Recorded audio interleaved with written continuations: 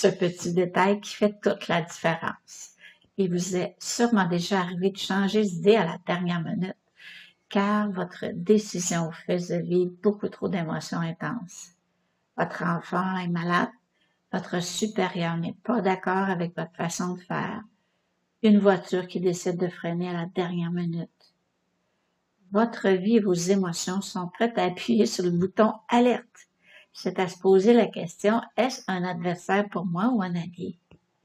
Ce que vous êtes et vos émotions sont deux directions totalement différentes pour être cette personne que vous voulez être. À vous de choisir, dire oui à l'insécurité affective émotionnelle ou dire oui à une vie confortable, prêt à vivre de nouvelles expériences. L'embouteillage ou la voix du cœur, être perdu ou éveillé dans un immense champ de présence. Alors, comment éviter de se sentir envahi par ces états et modifier votre présence, celle que vos pensées ont décidé que vous deviez vivre? Vous connaissez sûrement la méthode d'arrêt d'agir avec les enfants.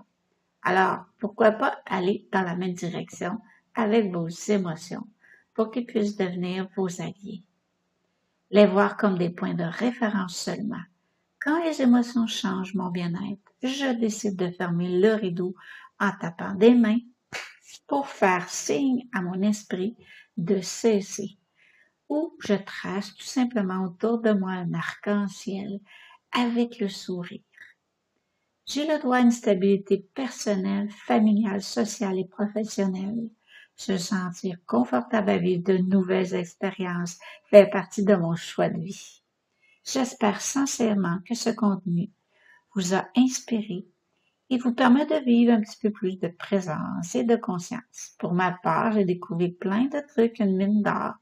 Donc, si cela résonne en dedans de vous, venez me lire à pleineconscience-moi-j'aime.com afin de co-créer ensemble et d'être juste là au bon endroit au bon moment. Je vous envoie une dose d'amour et du love avec bienveillance à notre prochaine conversation. Chaleureusement, Puissy. Je suis vraiment honorée quand vous me lisez, vous me partagez, vous commentez. À bientôt!